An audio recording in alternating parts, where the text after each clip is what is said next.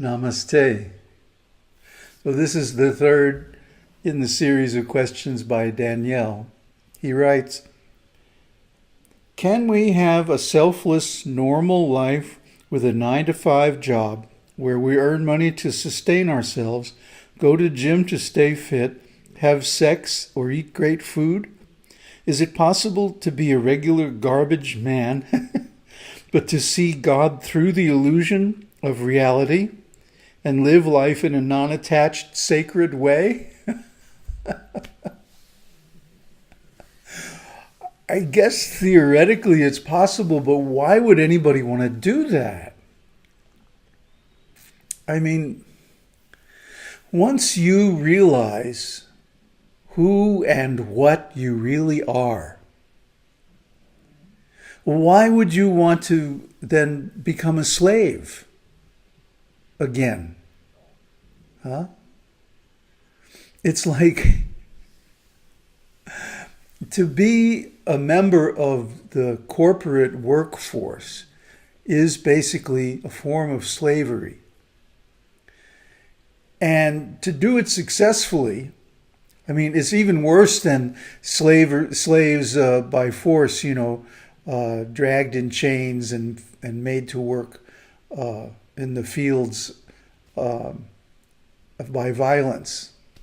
Because you're being made to work and make other people rich without violence, but by the force of the conditioning of your own mind. You get up in the morning, take bath, eat breakfast, get in the car, go to work, fight traffic, huh? Horrible. What a way to start the day. And then you have to put up with 1,000 petty annoyances and insults. People doubting your integrity. People, just playing all kinds of stupid office politics games and stuff like that. It's just horrible. It's horrible, horrible, horrible. And at the end of the day, you drag yourself home and you have no energy left to do anything really fulfilling, to work on yourself or to improve in any way. Why would someone who realizes the truth want to put themselves in that position? It's such a compromised position. It's such a self-denigrating, self-insulting yuck. Huh? Look, I remember, I've been through it. I went through 12 years of government schooling, and then I went through another 4 years of university, or actually conservatory. But then when I got out, I never had a job again in my life. I had my own business. I was a contractor. I worked for ad agencies and computer companies and all kinds of clients, writing books, doing videos, making music. I always had my own business. I always had the dignity of independence. Once I got out of college, I never had a job again in my life. Because I am not a slave. I realized in 4th grade that the school system was not about education at all, but it actually is a social control mechanism. It's designed to condition our minds so that we accept slavery as a normal condition. And then when we get out of school, we want another organization, another hierarchy, another class structure to structure our lives because we feel incapable of doing it for ourselves. I've seen even very intelligent people fall into this trap. But I didn't. I took responsibility for my own education. I did just the minimum necessary to to slide through school, and then everything else I did on my own time. And the same with working and money. I made just enough money so that I could go to India every year or two and stay for a year or two. Then I would go back, make some more money, and do it again. And I studied, and I learned, and I did sadhana.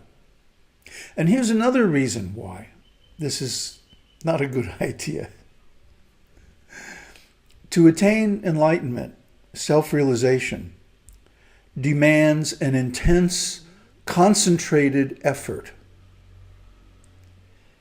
You can't do it part-time. You can't be a part-time sadhu. If you really want enlightenment. Now, if you're content with just being sort of detached and, living an easy life, I guess, you could kind of go along with the deal and work a job and pretend to be a well-conditioned member of the proletariat. But again, why would you want to do that to yourself? Don't you respect yourself enough that you want freedom, autonomy, independence to make your own decisions about what you're going to do every day, who you're going to talk to, what you're going to think, what you're going to believe? Because we see people going from school to a job, and then we see them, they get interested in spiritual life, and what do? They join some organization that tells them what to think, who they are, and so on. I don't get it. Why would anybody want to do that to themselves? Don't you respect yourself? Don't you love yourself? And if you know that you really are the self, would you ever want to put yourself under anyone's authority? You are the authority. So there's no need for any external form, any external dress. That's the whole point of self-realization. So yeah, I guess, theoretically you could do something like that, but why? Why would you want to denigrate yourself in that way? It's so distasteful to me. I'm sorry, I just can't imagine it. Now, I know there are people who have families and jobs, and they meditate part-time, and they get along somehow or other.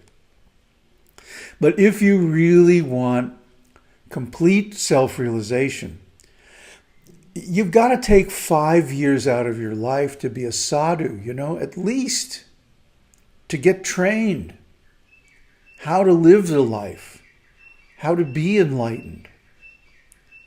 This is what amazes me about people today. Nobody wants to accept the training. Nobody wants the discipline. But without that discipline, you're not going to make it. You're not going to get enlightenment. Or you're going to get only a partial reflection of it, a temporary, few days of bliss or something like that, and then fall right back into the pool. Bloop.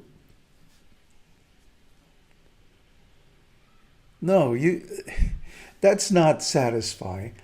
Like you were saying, Danielle was saying, I've read in these accounts of people who had spontaneous Kundalini experiences.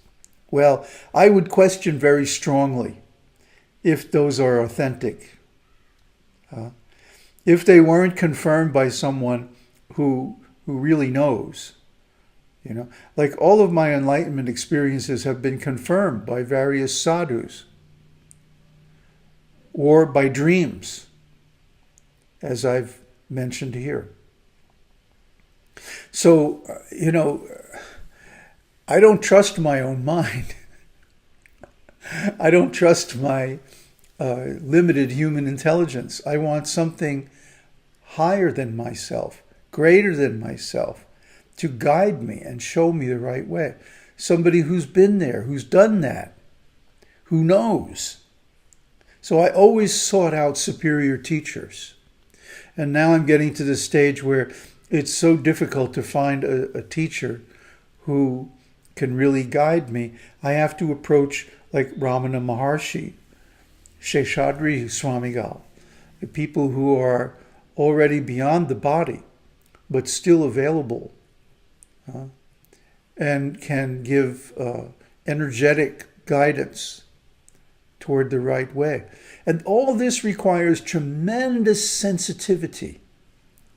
So do you want to develop this tremendous sensitivity and then walk into the office and be treated like a jerk by some idiot of a boss who doesn't understand you? It's so insulting. If you realize that you are the self, how could you put yourself in that position?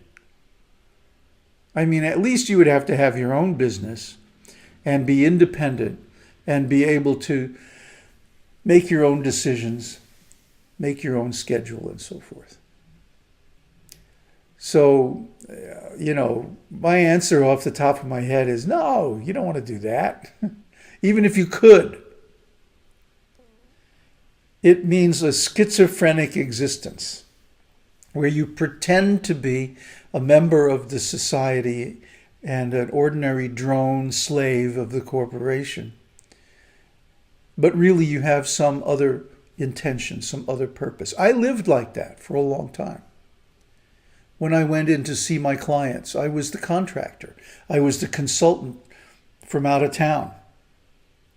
And I'd come in, sit in a couple of meetings, gather up the information I needed, and disappear. I was the mystery man. Nobody really knew who I was. And that was fine. So if you could set that up for yourself, that would be better. But really, think about what is a corporation? A corporation is a lie. From the very beginning, the definition of a corporation is an artificial person. It's simply a bunch of agreements, words on paper, a false name. So people are doing business under a false name, and that shields them from liability. That means they're planning to do something damaging for which they could and would get sued. But because they were doing it as a corporation, only the assets of the corporation are at risk, not their own. So this is how the capitalists work. They use these corporations to hide their nefarious activities. And even if they are discovered, then the capitalists can't lose their personal assets, only whatever they have invested in the business. It's nasty. It's nasty. Just like the tobacco companies. The tobacco companies knew that smoking causes cancer, especially like they did. They put little tiny microscopic fiberglass rods in the filters, knowing that it would go down and irritate people's lungs. Why? Because it made the cigarettes more addictive. They had scientists working on this, doctors, unscrupulous, unethical scientists and doctors. Or the oil companies who knew that they were creating climate change back in the 50s and 60s, and they didn't do anything about it. You really want to work for a corporation? Wouldn't you rather work for God? If you have to work for anybody, work for yourself. I'm self-employed. And I intend to stay that way. Om Tat Sat. Aum Harihi Aum.